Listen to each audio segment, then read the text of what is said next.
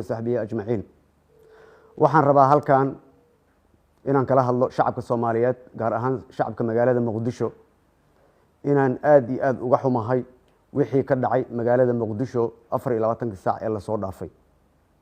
waxa ayaan darro ah in iyadoo lagu jiro sanadka 2021 oo qof sheegto inuu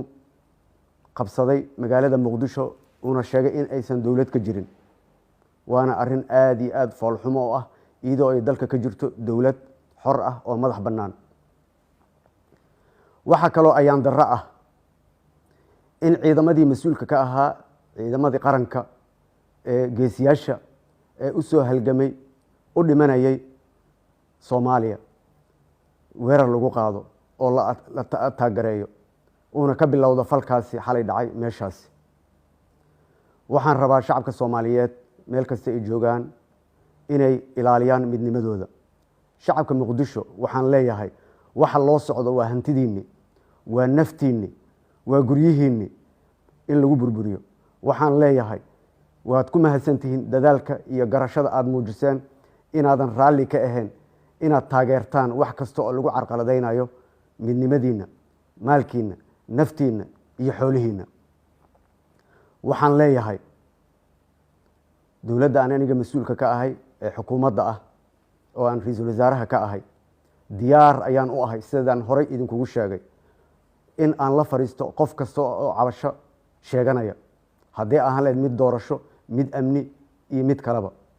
waxaan leeyahay qof kasta Soomaali ah xaq ayuu oo dastuuri ah ayuu u leeyahay inuu mudaaharaado laakiin waa inuu mudaaharaadkaasi noqdaa mudaaharaad nabadeed oo ay ilaalinayaan ciidamada Jamhuuriyadda Federaalka Soomaaliya raalli marnaba kama noqonay mudaaharaad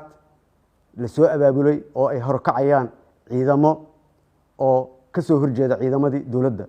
waa arin fool xun inaan arintaas aqbalno dhamaanteen mudaaharaad hubaysan marnaba kagama jiro meel chapterka dawladnimadeena waxaan leeyahay walaalaha cabashada tabanayo hadday tahay doorasho waqtigeedu waa diyaar baydhaba ugu dambeysay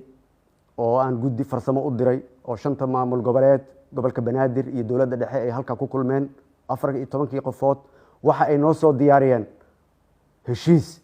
heshiiskaas oo lagu heshiiyay in lagu saxiixdo madaxda maamul goboleedyada iyo dawladda iyo gobolka Banaadirba magaalada Muqdisho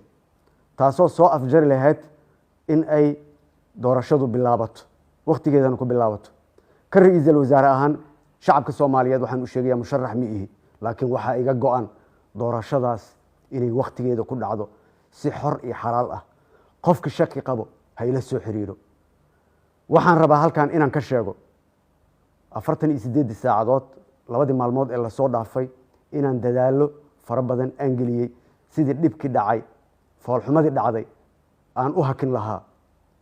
shalay ugu dambeysay waxaan la kulmay duubabka magaaladan siyaasiyiinta waa la hadlay guddiyaan u diray guryahoodii loogu tagay in laga baaqsado in ay xabad dhacdo waa nasiib darro in warkayga la tixgelin waayo waa nasiib darro in la diiday in la ila kulmo waa nasiib darro in gadaashayda dad ama qof kale laga raadiyo nabadda gacmaheena walaalayaal ku jirta waxaan aniga idin qaban waayna cid idin ma qabanayso diyaar ayaan u ahay inaan idin la hadlo inaan idin la fadhiisto cabashadiinana aan xalliyo walaalayaal soo dhawaada shacabka Soomaaliyeed shacabka Muqdisho ogaada waxa lagu gorgortamayo waa maskaxdiina waa madaxiina waa aqligiina waa ciidankiina waa awoodiina waa hantidiina marnaba ha yeelina inay magaaladan inaga dudunto waad garanaysaan nabadda aan haysano maanta dawladnimada aan haysano maanta dhibka laga soo maray 30 sano ayay nagu qaadatay meesha aan maanta taaganahay inaan soo gaarno ha ka yeelina aniga ha iga yeelina cid kalena ha ka yeelina inay idinka dudumiso anigana diyaar uma ihi soo dhawaada waxaan leeyahay xasiloonida hal la muujiyo soo dhawaada waxaan leeyahay wada shaqeynta hal la muujiyo soo dhawaada ciidamadiina amniga la shaqeeya garab istaaga soo dhawaada cadow ayaan leenahay gudo iyo dibad ka hortaga soo dhawaada walaalayaal siyaasiyiinta walaalahayga ah ee Muqdisho joogo diyaar ayaan idin ahay waa ku celcelinaya hadalkaas waxaan ugu celcelinayaa wax kale ma ahane inaan diyaar idinla ahay inaan idinla fariisto geed dheer iyo geed gaabanba oo aan waxa aad tabanaysaan aan xaliyo soo dhawaada waa mahadsantihiin waxaan rajaynayaa xasiloonida hala muujiyo waxaan waa dalkeena